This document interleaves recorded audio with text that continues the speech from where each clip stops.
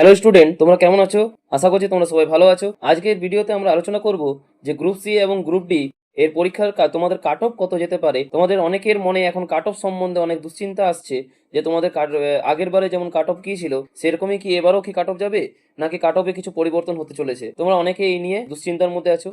চলো এক এক করে আমরা এই ভিডিওর মাধ্যমে জেনে নেবো। প্রথমে বলে রাখি, তোমরা যে এক্সামটা দিচ্ছ গ্রুপ সি এবং গ্রুপ ডি, তার কাট অফ যে কত যেতে পারে বা তোমরা যে একটা সেফ স্কোর নিয়ে চলবে, ঠিক আছে, ক্যাটাগরি ওয়াইজ, তা আমরা এই ভিডিওর মধ্যে বিস্তারিত আলোচনা করব।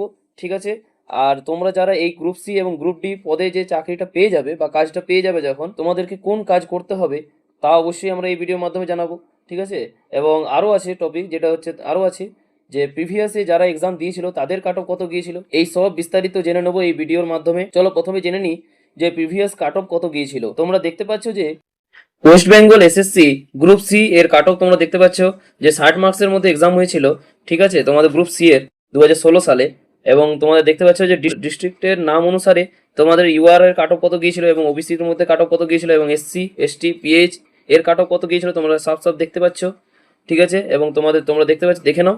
আর এই 2016 কাট অফ অনুসারে আমি তোমাদের জন্য অবশ্যই একটা 2025 সালে যে তোমরা এক্সাম দিচ্ছ গ্রুপ সি এবং গ্রুপ ডি, সেটার একটা সম্ভাব্য কাট অফ তোমরা লাস্টে অবশ্যই আমার কাছ থেকে পেয়ে যাবে। ঠিক আছে, সেই নাম্বারটা কিন্তু তোমাদের থাকলে অবশ্যই তোমরা কিন্তু চান্স পাবে। ঠিক আছে, তো ভিডিওটি শেষ পর্যন্ত দেখো। ঠিক আছে, তোমরা দেখতে পাচ্ছ এই কাট অফ বিভিন্ন ডিস্ট্রিক্ট অনুসারে তোমরা দেখতে পাচ্ছ। ঠিক আছে, চলো তারপর জেনে নেবো।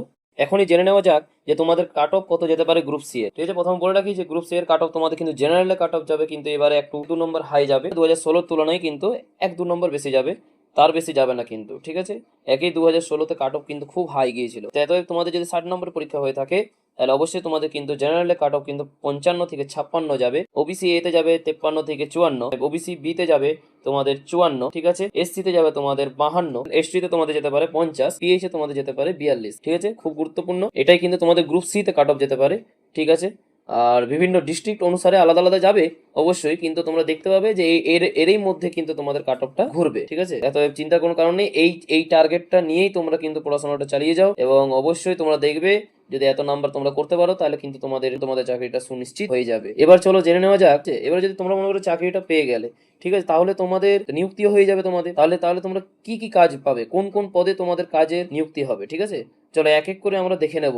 ঠিক আছে, তাহলে দেখতে পাচ্ছ প্রথমে তোমরা দেখতে পাচ্ছ যে 1 নম্বর দেখো, গ্রুপ সি ক্লার্কের ডিউটি কি হবে। প্রথমে দেখতে পাচ্ছ স্কুলের যাবতীয় খাতাপত্রের কাজ, এই কাজটা পাবে। ঠিক আছে, 2 নম্বর দেখতে পাচ্ছ স্কুলের বিভিন্ন ফান্ডের হিসেবপত্র রাখা। 3 নম্বরে তোমরা দেখতে পাচ্ছ অ্যাডমিশন সংক্রান্ত যাবতীয় কাজ। 4 নম্বরে দেখতে পাচ্ছ মিড ডে মিল থেকে কন্যাশ্রী সর্বশ্রী যাবতীয় কাজ।